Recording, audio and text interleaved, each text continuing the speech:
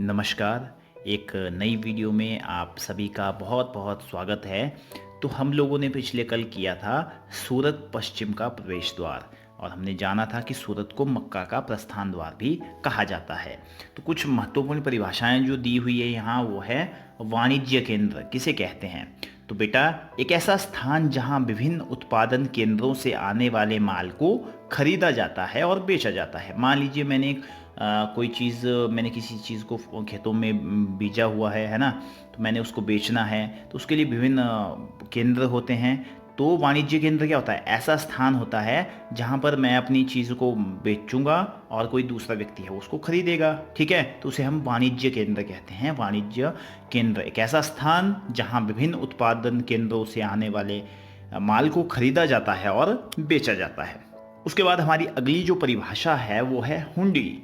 तो हुंडी क्या होता है? एक ऐसा दस्तावेज जिसमें एक व्यक्ति द्वारा जमा कराई गई रकम दर्ज रहती है। जैसे कोई अगर रकम होती है, जैसे हम कोई चीज़ लेते हैं तो उसके लिए हमने कोई रकम जमा करवाई है, तो उसका जो ब्यौरा है वो एक दस्तावेज में रहता है, तो उसे क्या कहते हैं? हुंडी कहते हैं। तो हुंडी को कहीं अन्यत्र प्रस्तुत करके जमा की गई राशि प्राप्त की जा सकती है। ठीक है, ये हमारा क्या है? हुंडी है। आज है हमारा जोखिम भरा दौर मसूलीपट्टनम के लिए चुनौती। तो ये मसूलीपट्टनम या मछलीपट्टनम भी जिसे कहते हैं, ये कृष्णा नदी के डेल्टा पर स्थित है। तो 17वीं शताब्दी में ये भी विभिन्न प्रकार की गतिविधियों का नगर था। हॉलैंड और इंग्लैंड की जो ईस्ट इंडिया कंपनी थी, उन्होंने मसूलीपट्टनम पर नियंत्रण प्राप्त करने का प्रयास किया, क्योंकि आंध्र तट जो था वो पतन का एक महत्वपूर्ण अड्डा बन गया था। मसूलीपट्टनम का किला हॉलैंड वासियों ने बनाया था। वेरी इंपॉर्टेंट, जो मसूलीपट्टनम का किला किसने बनाया था? ये हॉलैंड वासियों ने बनाया था। उसके बाद गोलकुंडा के कुतुबशाही शासकों ने मसालों, कपड़ों और अन्य चीज़ों की बिक्री पर शाही एकाधिकार लागू किया, जिससे कि वहाँ का व्यापार पूरी तरह ईस्ट इंडिया कंपनी के हाथों में न चला जाए। क्योंकि ईस्ट इंडिया कंपनी एक व्यापारिक कंपनी थी जिसका उद्देश्य था समस्त व्यापारिक गतिविधियों को अपने हाथ में ले लेना। तो इसके लिए इस पर रोक लगाने के लिए कुतुबशाही शासकों ने कपड़ों, मसालों और अन्य चीज़ों की बिक्री पर शाही एकाधिकार को लागू कर दिया था। ठीक है, तो फिर क्या होता है? फिर बाद में हॉलैंड वासी, तो जब मुगलों ने गोलकुंडा तक अपनी शक्ति बढ़ा ली थी, तो उन्होंने अपने प्रतिनिधि सूबेदार मीर जुमला ने, जो स्वयं एक सौदागर था, उसने क्या किया? उसने क्या रणनीति अपनाई? उसने हॉलैंड वासियों और अंग्रेजों को आपस में ही लड़ाना शुरू कर दिया। ठीक है, और फलस्वरूप क्या हुआ कि औरंगजेब ने गोलकुंडा को मुगल साम्राज्य में मिला लिया। तो फिर उसके बाद तो जैसे जैसे फिर यूरोपीय कंपनियों के सामने अन्य विकल्प ढूंढने की समस्या खड़ी हुई, तो कंपनी की नई नीति के अंतर्गत केवल इतना ही पर्याप्त नहीं था कि पतन भीतरी प्रदेश के उत्पादन केंद्रों के साथ संबंध बनाए रखें। तो उन्होंने फिर क्या किया? तो उसके बाद वो कंपनी के व्यापारी जो थे वो बम्बई, कलकत्ता, मद्रास चले गए, और मसूलीपट्टनम जो है अपने व्यापार और समृद्धि दोनों ही खो बैठा। और 18वीं शताब्दी के दौरान उसका अधःपतन हो गया था, और आज वो एक छोटे से जीर्ण शीर्ण नगर से अधिक कुछ भी नहीं है। ठीक है, क्योंकि यूरोपीय कंपनियों ने उसका जो है विकल्प खोजा। विकल्प का क्या क्या थे उसके सामने? बम्बई हो गया, कलकत्ता, मद्रास, ये विकल्प हो गए, और उन्होंने अपनी वाणिज्यिक गतिविधियां जो थी इन केंद्रों के आसपास करनी शुरू कर दी। उसके बाद हमारा अगला है नए नगर और व्यापारी। तो 16वीं और 17वीं शताब्दी में यूरोप के देश व्यापारिक उद्देश्यों से मसालों और कपड़ों की तलाश में लगे हुए थे, जो यूरोप और पश्चिम एशिया में काफ़ी लोकप्रिय हो गए थे। तो अंग्रेजों, हॉलैंड वासियों और फ्रांसीसियों ने पूर्व में अपनी वाणिज्यिक गतिविधियों का विस्तार करने के लिए अपनी अपनी ईस्ट इंडिया कंपनियां बनाई।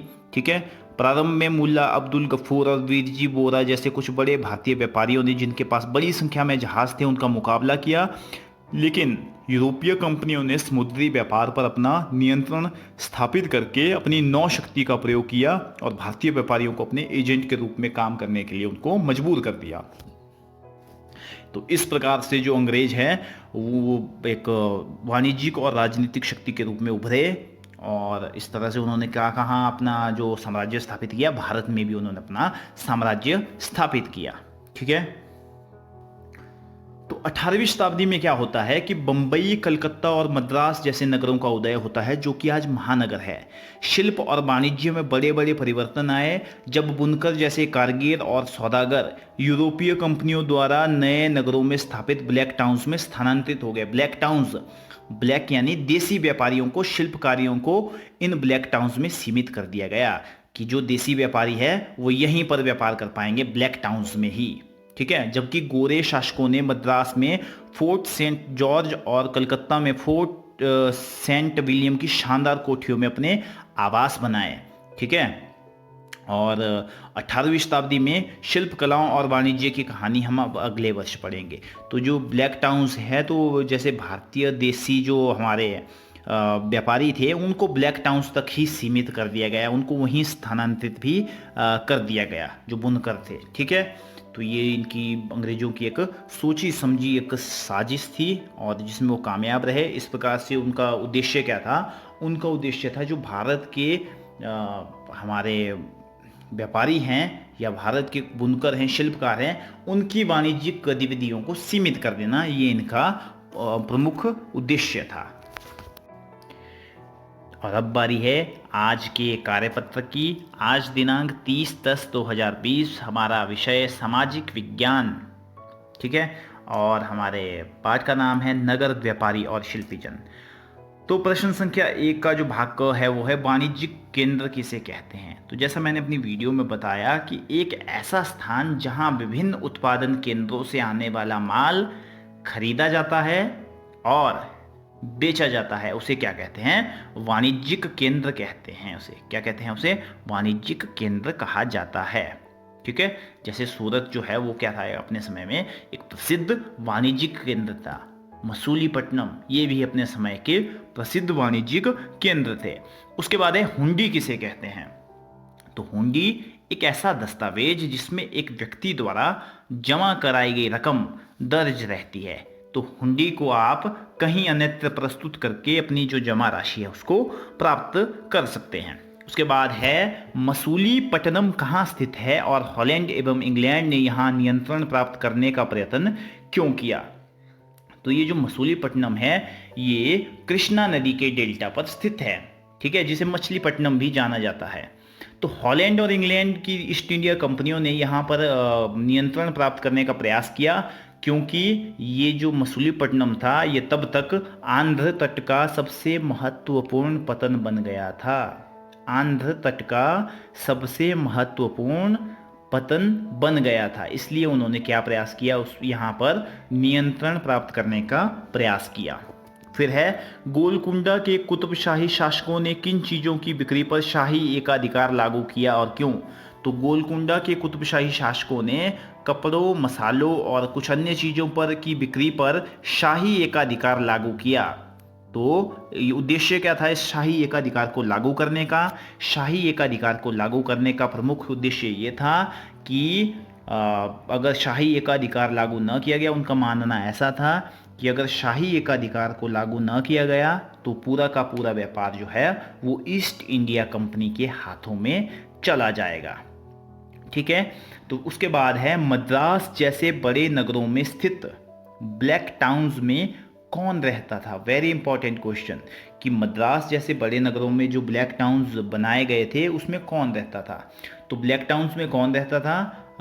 मद्रास में बनाए गए ब्लैक टाउन्स में बुनकर, शिल्पकार और कुछ अन्य व्यापारी वर्ग, जो हमारा देसी व्यापारी वर्ग था वो उन ब्लैक टाउन्स में रहता था। ठीक है, मद्रास जैसे बड़े नगरों में स्थित ब्लैक टाउन्स में बुनकर, शिल्पकार और कुछ अन्य देसी जो हमारे व्यापारी वर्ग थे वो वहाँ पर रहता था। ठीक है, तो इस तरह से जो हमारा ये पाठ है ये यहीं समाप्त होता है। तो इस पाठ में हमने देखा कि नगरों के विभिन्न प्रकार क्या हैं, किस प्रकार से व्यापारिक गतिविधियां विकसित हुई हमारे देश में, किस तरह से शिल्प कला जो है, उत्कृष्ट शिल्प कला उस समय मौजूद थी, ये हमने इस पाठ में देखा। उम्मीद करता हूँ आपको वीडियो पसंद आई होगी।